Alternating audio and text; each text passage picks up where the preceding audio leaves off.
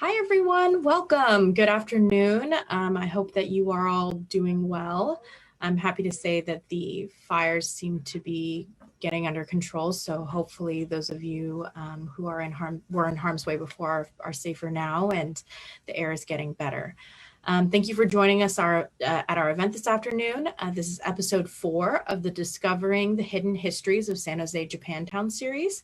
Pastor Paul Bates and his daughter, Jacqueline Bates, talk about the history of Prayer Garden Church, which has thrived in a predominantly Asian neighborhood for nearly 80 years. They will discuss the church's relationship with Japantown and its importance to the African American community, especially during these challenging times. So our Japanese American Museum of San Jose mission statement. Japanese American Museum. Japanese American. The mission of the Japanese American Museum of San Jose is to collect, preserve, and share Japanese American history, culture, and art with the focus of the greater Bay Area. We encourage you to ask questions throughout the program using the Facebook chat, and we will ask those questions at the Q&A time. I don't think I introduced myself earlier, by the way. My name is Adina Ishii. I'm a volunteer with the Japanese American Museum of San Jose. And this is our program agenda for this afternoon. Hidden Histories Project Update by Tom Izu, brief introductions by Kurt Fukuda, Hidden Histories Archivist, an interview with Pastor Paul D. Bates and Jacqueline Bates, and then we'll have our Q&A time. So I would like to introduce Tom Izu. Tom has been involved in the San Jose Japanese American community for many years, including in the grassroots movement for redress during the 1980s. He served as the executive director of the UI Kai Senior Center and administrator for the Cannery Workers Organizing Project. The Japantown area was the site of one of the major canning operations in San Jose. Tom currently serves on the advisory board of the Japanese American Museum of San Jose, as well as a volunteer on its public programs and grant committees. Tom also is a volunteer board member of the Santa Clara Valley chapter of the ACLU of Northern California. He is the immediate past executive director of the California History Center at De Anza College and coordinator of its Civil Liberties Education Project, and continues to serve on its board as advisor and volunteer interim director. Thank you, Tom. Thank you, Adina. Before we begin our show today, I would like to give an update about the Hidden Histories of San Jose Japantown project that inspired this series, including the current episode you're watching right now. Hidden Histories is an experimental art project funded by the Immersive Technology and the Arts Grant from the John S. and James L. Knight Foundation. It is sponsored by JAMS with support from the California History Center, the De Anza College, and the project continues its work begun the beginning of this year in exploring the overlapping histories of the Chinese, Japanese, Filipino-American communities that have shared the San Jose Japantown area. Our project will create 9 special art installations that you will be able to see in your Japantown neighborhood using augmented reality technology and using your own phone. It'll bring the stories of these communities to life in a stunning way. Augmented reality, or AR, is a mobile app technology that overlays computer-generated information, sounds, images, text, on the camera view of your smartphone on the real world around you. Our project has now reached an important milestone. Next week, we will announce the 9 artists we have selected to begin work on the augmented reality art pieces. You'll be able to learn about our artists' ideas and plans for their work. And once you do, I believe you'll be as excited as I am. Through the series of interviews and stories we will feature throughout the weeks to come, you will see the variety in style and content of the artist's proposed pieces and the fascinating mixture of personal and historical stories that they plan to bring to life using AR art. When you hear about the artist's own unique backgrounds and feel their enthusiasm and energy expressed through their own words, I'm sure it'll spark your own feelings and imagination. It'll give you a glimpse in your mind's eye of what is possible using augmented reality technology and art to bring into the real world the hidden yet real life stories of the Chinese, Japanese, and Filipinos' lived experiences that shape the development of the well-loved community we all share. Please follow the news on our website, YouTube, Facebook, and other social media outlets.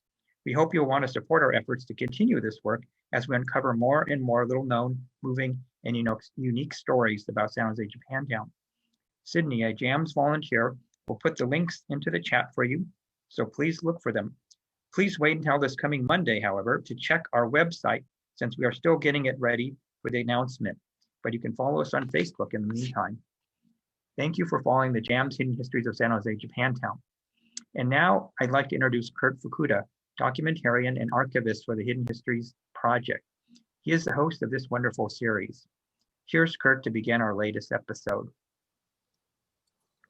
Thank you, Tom, and welcome everybody to episode 4. And today we're going to be talking about the Prayer Garden Church of God in Christ, which is at 651 North 6th Street. So as you walk down 6th Street, you'll notice there's a huge construction going on. Well, right across the street, you'll see this great white building. That is the Prayer Garden Church. The Prayer Garden Church was started back in 1943, and in the very humble 2-story storefront building. There were people living upstairs. The founder was Reverend Milton Mathis, who discovered the location while he was working at the Growers Market on Taylor Street. As the congregation grew, they grew out of the storefront building, and by 1959, they erected this wonderful sanctuary that you now see. Now we'll bring on today's guests, which is Pastor Paul D. Bates and his daughter Jacqueline Bates, and we'll hear more about the Prayer Garden Church of God in Christ. Thank you. Hi, Pastor Bates and Jacqueline. Welcome. Good afternoon, Kurt. We have so much to talk about. I'm not sure we're going to fit everything in, but we'll do our best. Unfortunately, Pastor Mathis is no longer with us, so Pastor Bates, you'll have to answer a few questions. Did Pastor Mathis ever tell you why he came to San Jose? First of all, let me express my appreciation and thanks you, Kurt, and the museum for allowing us to participate in the Japantown hidden history. Thank you so much for allowing us to be on this today. Pastor Mathis expressed that while he was in Amarillo, the Lord spoke to him and had him to come into California. And first he went into Stockton, and then Lord impressed upon his heart that wasn't the place that he wanted him to be. And then he came down this way and went to Palo Alto, where a church that was founded, one Church of God in Christ that was founded in Palo Alto was pastored by Pastor Ingram. And he put his membership there for a while. And then the Lord spoke to him again and said, this is not the place that I want you. Then he came down this way and started looking and searching around, he and his wife at the time. And then he got a job down here. He moved down here, and then he worked at a place, at the couple of places he made mention of the farmers market, and then an iron foundry was running here someplace. And he said while he was working, a spark from the iron that they'd melted went into his ear and burned half his eardrum off. And the Lord spoke to him and told him, I want you to preach. And then he started searching for a place to where he could preach and hold service. And that's when he found the little 2-story building. And they rented it for a while for $75 a month. It was hard to get the rent at that time, but he said somehow or another he struggled to get the rent. And he rented that place, and that's where the Prayer Garden Church begun when he rented that place. So Pastor Matthew was quite a man, very, he's a pioneer because he paid out the way for us that came along later. Now, on 6th Street, there were many Chinese and Filipinos, which kept 6th Street very busy. Did Pastor Mathis ever talk about the rest of Japantown? Because in 1943, the Japanese were interned in camps, and I wonder if he thought it was like deserted. I don't think he never really expressed to me about the what Japantown was like.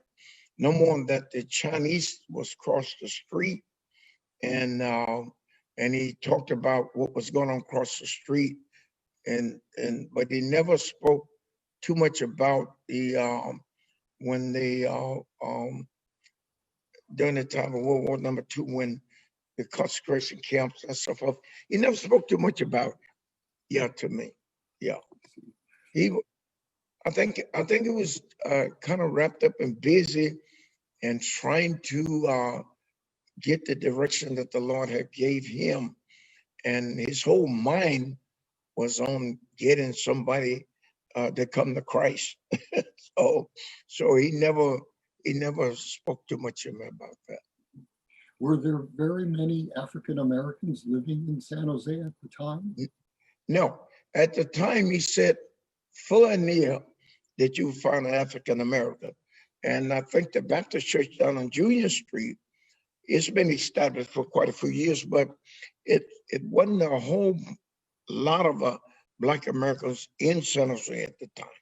Mm. Yeah. I see.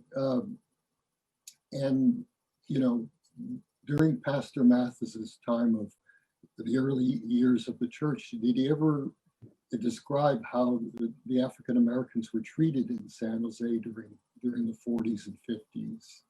In the 40s and 50s, I don't think they had a lot of problems because it wasn't a lot of African Americans in San Jose, so it wasn't a lot of problem about the way they was treated. During that time, according to him, everybody was treated, pretty nicely. Yeah, so it didn't have a lot of, a lot of things. As the city grew, that's where the problems start coming. Yeah. I see. Now, could you describe the process of, as we showed in that photos, the church was very humble in a 2-story wooden building. Can you describe the process of building the current church from its humble storefront beginnings? When Pastor Mathis opened up the 2-story building, at that time it wasn't anyone but him and his wife and another couple more people. And then because he had prior to coming to California, he was in Amarillo, and that's where his religious background was after he accepted Christ in Amarillo.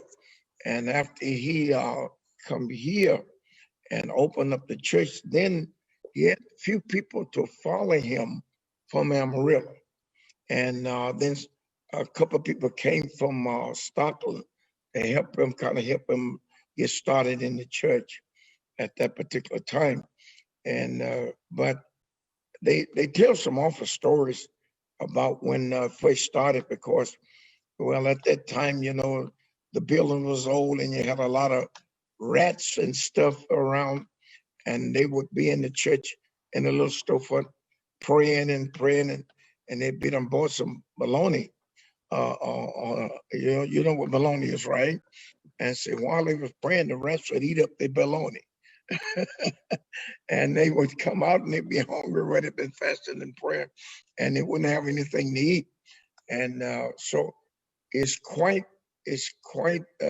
interesting was interesting for me to hear these stories that he had to tell, and some of the people did domestic work, the ladies did, and they had find fun in their jobs because at the time San Jose wasn't developed like it is now. And so they just had to find whatever they could find, the work that they could find. Well, with rats running around, I could see why Pastor Mathis wanted to build a new sanctuary.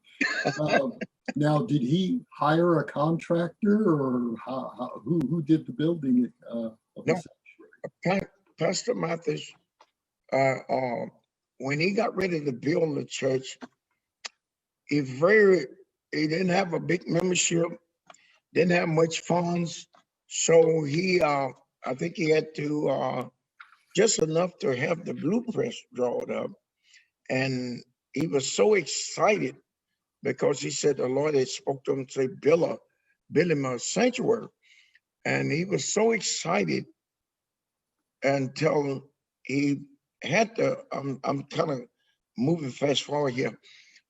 Till he went to LA and saw this church. It's a church in LA, exactly built like this church here, but it's smaller.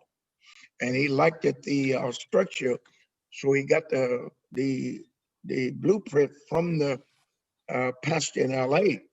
And so he came back. He was so excited about building the church. He go to San Francisco, and he's telling the people, Lord, tell me to build a church. And he forgot the blueprints and left them in San Francisco. He was so excited. So he came back, and when they started to build a church, I think he only had, I don't think he had, just a very few members when he started the building the sanctuary. And when he started building the sanctuary, so many things happened during that time. And every week, he didn't have the money, and every week he'd have to pay the men, because the men, the pastor and the brothers, they built the church with their own hand. He didn't hire a contractor. He was the contractor. And at that time, because you didn't have so many city audits that you have now, and but everything in this church, it's a wonderful story that the man that could read the blueprints at the time, he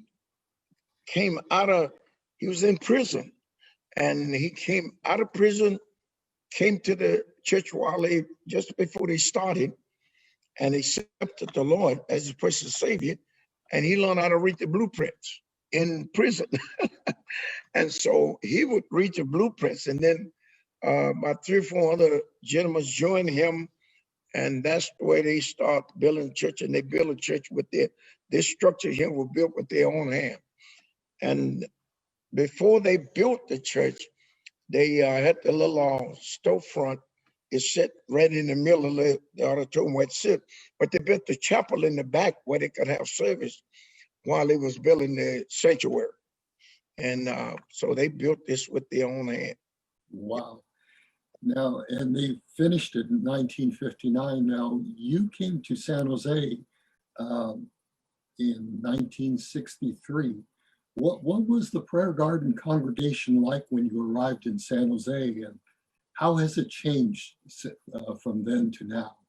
When I arrived in San Jose in 1963, I hadn't accepted the Lord at the time, and I don't want to dwell too much on that. But when I came, the church had grew. I guess the church had grew to probably about 400 or 500 members. They had a nice big congregation. Church was almost full when I came and got accepted the Lord in 1963. Yeah, they had completed the church 1969. I think that's what he said. Yeah, and it grew, and oh God, he had a radio broadcast, and it was booming at the time. Now it's a little bit different, because as the city grew and as things grew and economical sold, the people got to be so expensive that a lot of the people could afford to be sold and moved out, But a lot of the members of the church at the time didn't live in San Jose. They came from San Francisco, Stockton, Palo Alto, and Santa Cruz. They put their membership at the Prayer Garden Church because it was a very progressive church, and the Spirit of the Lord was working, and everybody was happy. So now it's a little bit different because the people over the years, the people moved out, and a lot of at one time, during that time, we had a mixed congregation. During the time when I came, we had a mixed congregation. We had the Hispanics, we had the whites, we had, you name it, a lot of we had some Chinese people. So we had a mixed congregation at that time when I came. Yeah. When did it shift towards being mostly African American? Doing what year? About I say about 80, about in the 80s, I think, when it started kind of shifted.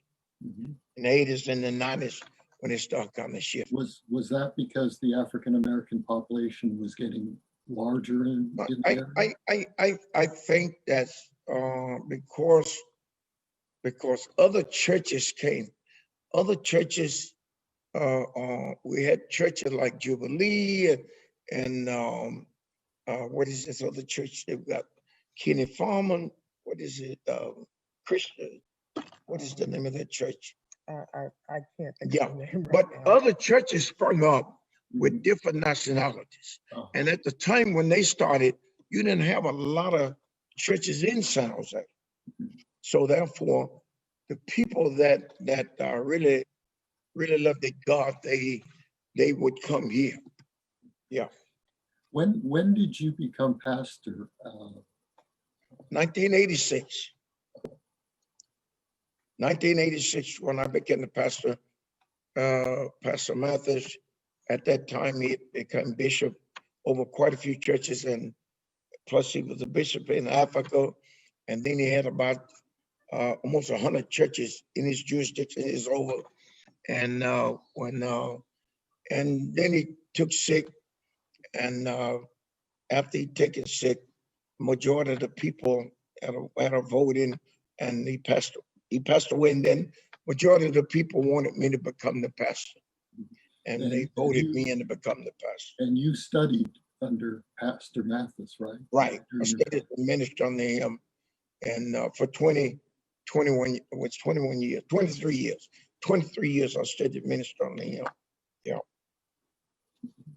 Now, can you both of you describe the relationship of the Prayer Garden Church with the Japantown community and specifically the Japantown Business Association? I think I'll let Jacqueline answer, talk on that because she's a member of the Japantown Association business. So I'll let her speak on that, say something on that. Thank you. So to speak on our relationship with the Japantown Business Association, as I am now a member of the board, and our relationship is good in that we have had a standing relationship, I would say for over 30 years now with the Japantown Business Association, as a lot of our ideas or suggestions for how we work together during the festivals that have happened down through the years, and implemented new guidelines, or just bringing things together so that we can work together smoothly as while we're in worship on Sundays and the different festivals are taking place or events that are happening. And overall, our voice is being heard, as we've had a lot of input as well. Before I joined the board, there was input from Pastor Bates as to the what type of structure was going to go across the street in front of our doors here at Prayer Garden. So I can say the overall experience, we probably come from a rocky start, should I say, and that probably goes in business anyway, as you have to find a common ground to work together. Do you have any guesses as to what the impact of that gigantic building across the street is going to have on your church and on the community? Well, it has been an ongoing conversation. The number one is the impact on parking for the area, Japantown as a whole. So in the discussions, I know everyone made their voice heard and actually made sure that everyone understood, even City Hall, the importance of parking. How is that going to impact? How much parking is going to be provided by the new structure? So it's just something to see. I know we have the surrounding projects that have taken place and the new developments surrounding that have come before. We have experienced some impact, but I know this is going to bring about a major change. And in terms of the, I guess, new neighbors, we just have to see. Besides serving on the Japantown Business Association board, what do you have any other roles in the church besides that? Besides being the daughter of the pastor? Well, you know, being the daughter of the pastor, you wear many hats. So I believe I cover a lot of territory. Okay. You know, one question I didn't write down, but and it's kind of obvious, I overlooked it. Can you two describe what your church is? Because I'm sure the viewers out there would like to know a little bit more about what the church is about. It's like it's called the Church of God in Christ. Is that a particular type of Christianity or what? It's a Christian church. In other words, that we believe that Jesus Christ was the Son of God, and that He died, and on the third day He rose again for our sin, and give us a relationship with God the Father. And so, what you would call it. The reason why I was asking is the people watching, some of them might be very interested in joining your church if they knew a little bit more about and then we recognize well that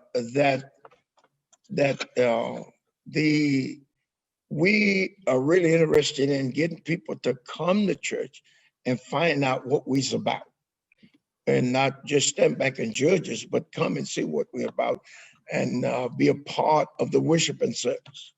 Yeah, that's what I would encourage everybody that is listening that would like to come and be a part of our worshiping service. And then they would get an experience more what we are like and what we're about. And they can ask questions. They can ask me individually. I can sit down with them and talk to them and tell them what our church is all about. Okay, great. Sorry. Excuse me, Kurt, just to add to that.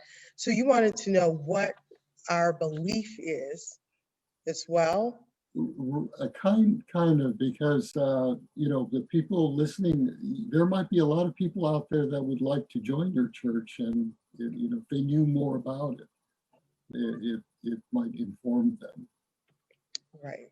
Well, we believe in God, the Father, the Son, and the Holy Spirit. That Jesus came into this world that we might be saved. He died upon the cross that we might have a new life, eternal life, that there is a life after this one. So God the Father, he sent his son Jesus into this world that we may have life eternally. And also, go ahead. Oh, thank you. I would like for them to really come and experience the Yeah. worship and service and everything. And it would give them a broader perspective instead of just thinking you can be right in the midst of it. So ultimately, Yeah, we I are a didn't- charismatic church. One more question I have is what sort of programs, projects, plans does the church have? That Well, at this time, with the pandemic that has happened, a lot of our plans and projects that we had projected are now, we have to take a look at that and revise things at this point as to how we're going to plan and put some additional programs in place with the limitations of that we're working with us at this point. So we want to build how we're going to reach out to the community more as well as we work through this pandemic, as we will be under limitations, I believe through mid 2021. So that is something that we are in discussion about currently. okay. Well, we're going to be moving on to the questions and answer period, but I know you wanted to introduce the First Lady of Prayer Garden Church. So Yes, as she is watching, and we want to introduce Mrs. Bates today. We're going to have her to greet the audience. Is she ready? As we are, I see Bates, you can go ahead and unmute Mrs. yourself. Bates. You want to unmute yourself?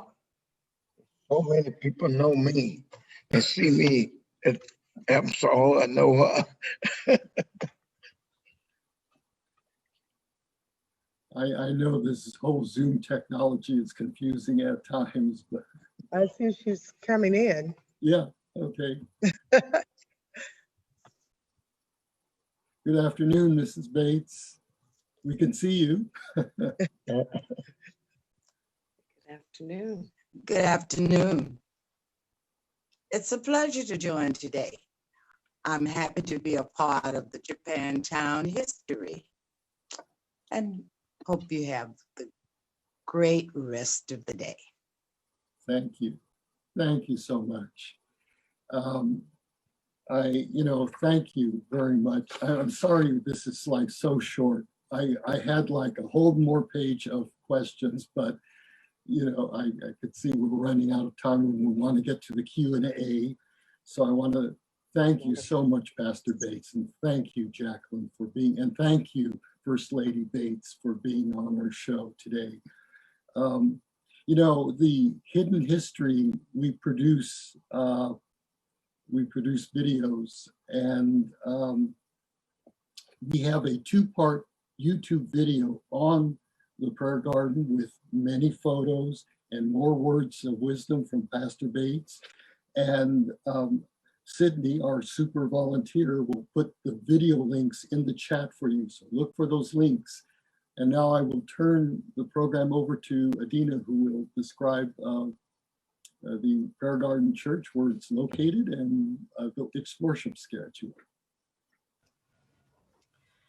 Yeah, well, thank you so much. Oh my gosh, I say this every time, but I'm so fascinated by the history of San Jose and really so impressed by the fact that you all, built the church with your own hands, and how this sort of place, this area called to you. And I think it's so important that we have conversations, across different cultures. I think that's really important in religions and with different types of people. I think that's very valuable, especially in the sort of political time that we're in, I think. As you can see, folks, the Prayer Garden Church is located at 651 North 6th Street, San Jose, California. And the phone number there and the worship schedule is up for all of you in case you're interested in taking the pastor up on his offer for you to come and join the church and hear what they're about. We have a Q&A set up. I'd like to remind folks to type your questions into the Facebook chat. And I know some folks here have questions as well, so we will definitely make sure to cover those. Thank you to the sponsors for helping us to make this event possible: the John S. and James L. Knight Foundation and the California History Center at De Anza College. And we also want to thank our Hidden Histories of San Jose Japantown team. You can see here our co-directors, staff advisors, community advisors, and technical advisors. It takes quite a team to put this all together. I think it's so important that we're recognizing our history. And I think thank you also to those who are volunteering to help out to create this virtual event. Sydney Casson, Chris Hioki, Gail Nakahira. And now it's going to be time for our Q&A. Great. So Tom has actually asked a question here, so I'm going to start with his questions. Does the Prayer Garden Church have youth programs, and does the church keep its own historical photos of its history?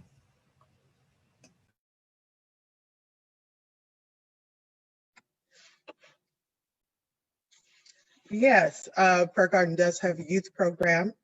And as I say, we're in the process of revising our youth outreach as well. And we do have our own historical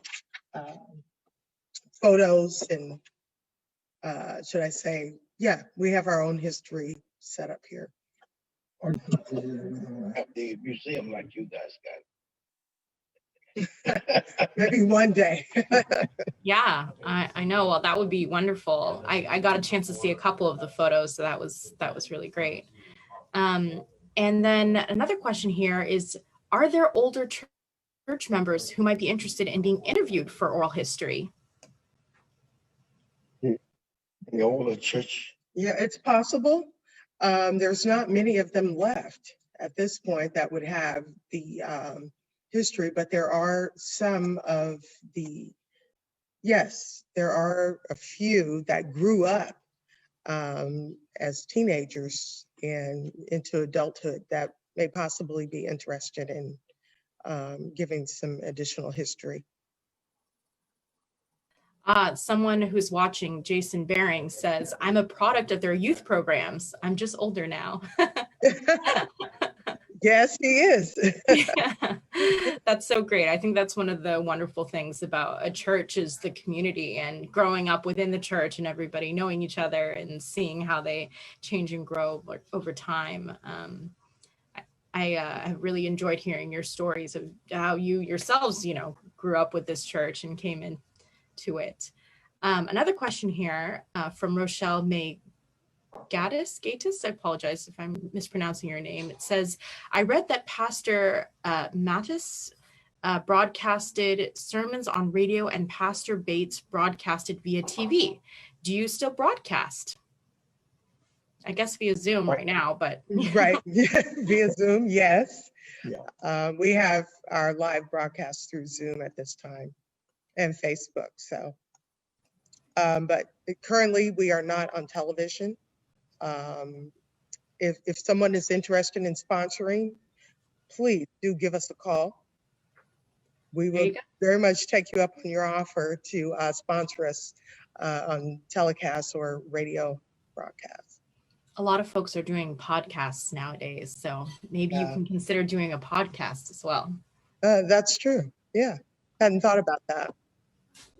Great. Well, Monica Smith asks, Jacqueline, what was it like spending time in Japantown as a child? Well, as a child, I can say I actually grew up in Japantown the first 7 years of my life. We lived on the 2nd Street, so which was a quick walk around the corner to 6 to get to the church. So it was great. I have to say, growing up here in Japantown, and to see the change that has taken place, it's I guess sometimes I have to stop and think you have to change somewhere. But so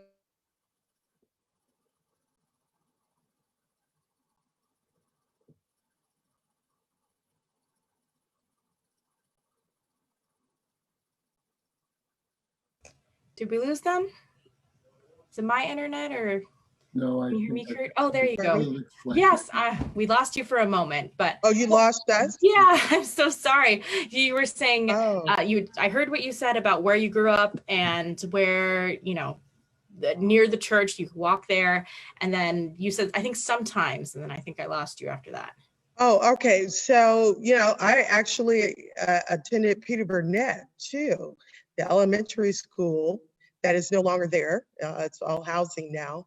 But to see the changes that have taken place in Japantown, I mean, Iaki's, I believe there was a bakery. You look forward to walking around the corner to get cookies after Sunday school. And I'm kind of gradually getting into what's really taking place in the 21st century here in Japantown. It's no longer this laid back area where everyone knows one another. The traffic has increased. It's just so many changes. So I have to say it's been good growing up in Japantown and to see what is happening now. We're just hoping for greater to come. Thank you. And I appreciate you sharing those stories. I think it's interesting to see how the area has changed over time. I actually live in Berkeley, but I attend Santa Clara's law school, and that's how I started getting more connected with the area again.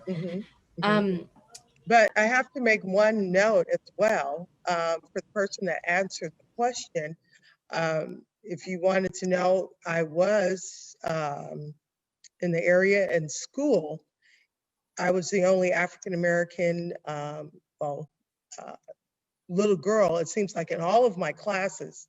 And so it was to see people that looked like me. It's when I came to church, that's when I did see people that look like me. So it was very interesting, but that's something that had followed me throughout. So this area was not very diverse. And over the years, it has become a diverse community. Yeah, that's very interesting. Thank you for sharing that experience. I also grew up in an area where there were no Asian people, and the only time that I got to see Asian people was mostly at church. We went to a Japanese American church, so I know what you mean. Okay, there's many more questions here. Okay, from Anonymous to Pastor Bates, how do you stay so young looking? You look the same as you have 15 years ago. that person's really trying to get some brownie points. You're right. Pray and don't worry. Don't worry. And stay happy as you can, as long as you can. Yeah. I think that's good advice for the body and the spirit. So this is my real hair. I'm not gray. I didn't dye this. This is my real hair. That's very impressive. To both of you, what are the biggest changes you've seen in Japantown over the past 30 years? I think you've spoken a little bit about that, but curious to hear more.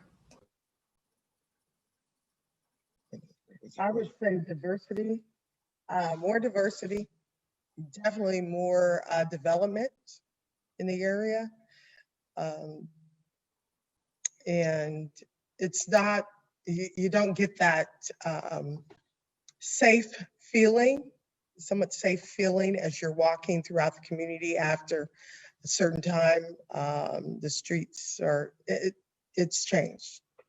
So, The development of these buildings that brings in, we have a building that's with supposed to be low income, down from us.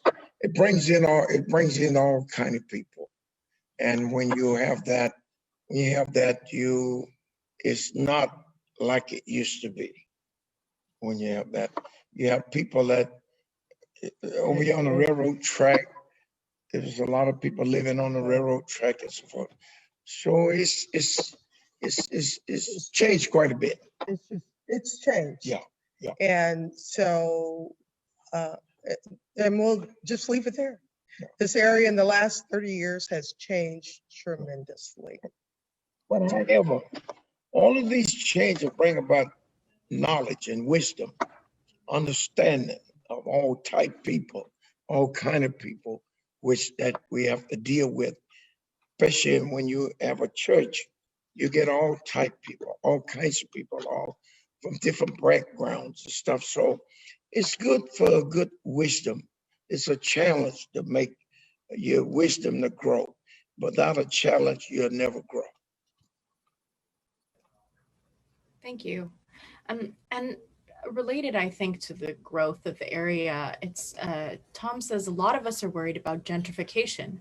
We know that change is inevitable, but it's so fast now. Do you have any worries about that?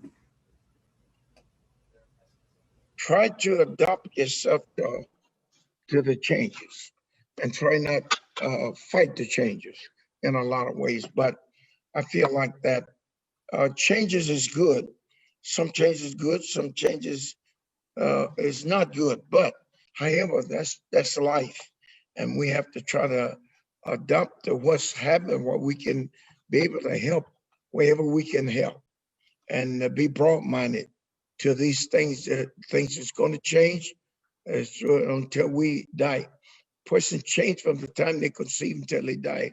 You constantly go through changes physically, so mentally, emotional, psychological. We constantly go through changes within ourselves. So quite natural, as we change, things are going to change. So we have to recognize that we have to adapt ourselves and have to think, hey, let's try to deal with these changes as they come and do the best we can with them, because they're going to come whether we like it or not. Thank you. I have two more questions for you. One of them, Ralph Pierce asks, can you tell us a little bit about your property next door that has housed various restaurants through the years? For example, how long has the church owned the property, and has it always been rented out for restaurant use? The church been on probably, oh God, it's been In 1965, we have owned that restaurant. Hold on. I apologize. Here we go. Okay. So our commercial property has been a restaurant since 1965, and it was opened as Prayer Garden Mathis International is what I'm told the restaurant was, and they had the Mathis Special, which was a big hamburger from what I understand, and French fries. So that's been the American, that was the American dream then, to have the hamburger and French fries. And so down through the years, we have had a restaurant, or either it has been our fellowship hall, as Prayer Garden has had many good chefs and cooks to come through. We've had the best fried chicken and fish you could ever wanted to taste that is from Prayer Garden. And so, yes, that has been our place of fellowship. And so I hope that answers your question as to, Ralph, you just wanted to know more really about that building. Yeah, that's really interesting. And I really am a strong believer that food builds community. So I love that. It does. And then our final question before we wrap up is also from Ralph. It says, I would love to hear about what it's like working together as family and how it adds to the feeling of community you create at your church. Well, in the past, we've closed the street and had all types of food from front of the church down to Taylor Street for the community. And everything was free. We didn't charge. And every so often we have a dinner that we invite the community, invite people to come and eat free. And so, and now we have a thing going on in our church now that since the pandemic, it have slowed us down because now we have to go through all kinds of these changes and everything and stuff. So, but in the future, we plan to have some of these events that we've been having, Family and Friends Day, where the family bring a friend and bring somebody from the family and have a festival of festivity, what I should say, and where everybody can enjoy and have fun with each other. Yeah. Sure. To add to that, Ralph asked, how was it working together as a family?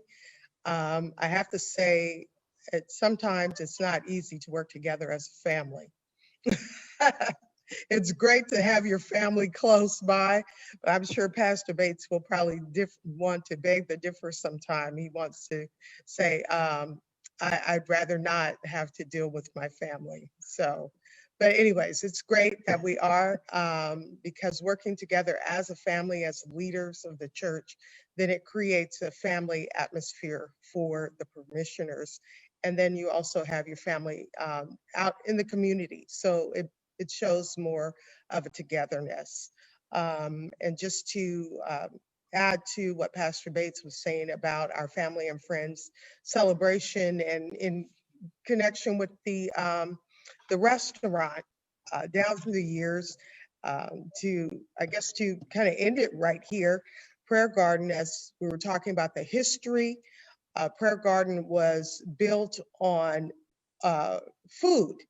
So we can say a lot of our Japantown neighbors, during the time that this church was being erected, the members were cooking, frying fish, frying chicken, and baking sweet potato pies and making peach pies.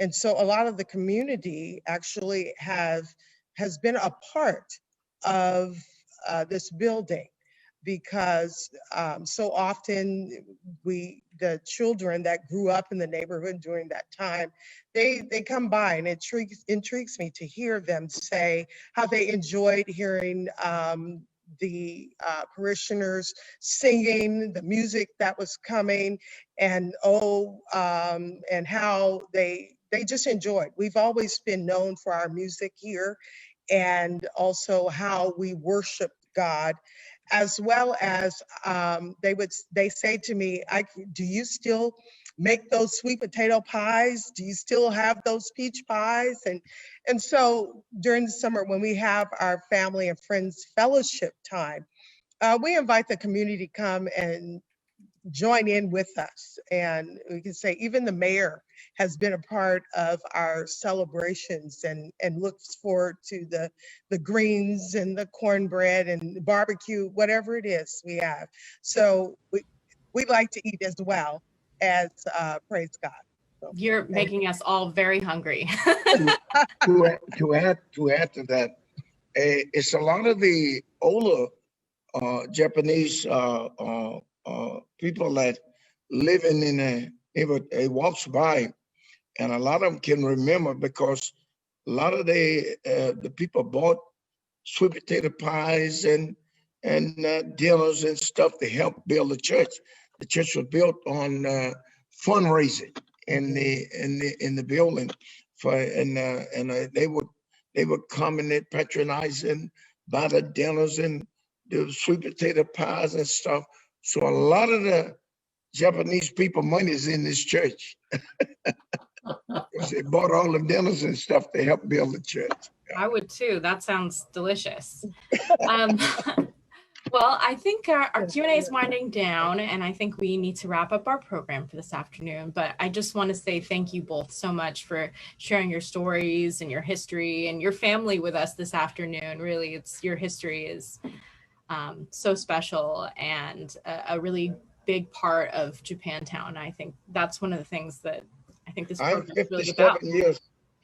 57 years I've been in Japantown.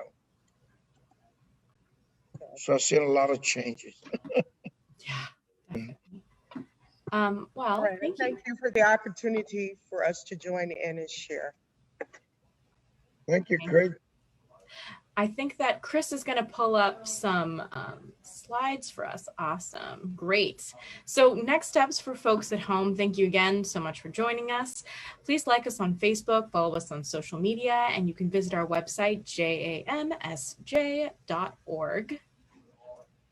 You can also support the museum by visiting the support little tab at the top of the screen. And you can support us many different ways. One is by becoming a member. We count on memberships to continue to support projects like Hidden Histories of San Jose Japantown and to keep the museum alive, especially during COVID-19 pandemic when folks aren't able to visit us. You can also donate. This slide right here shows where you can click to donate. And there are many different ways you can do that. You can do that directly or also through including the museum in your Amazon Smile account. Basically, you go to smile.amazon.com and anytime you buy anything from the website, a portion of that goes to the museum. Last but not least, you can become a volunteer. We have many volunteers that make this program run, as well as many other events and activities that we have going on in our museum. I have always been really impressed by the dedication of the volunteers in our group. And I mentioned earlier, I myself am a volunteer.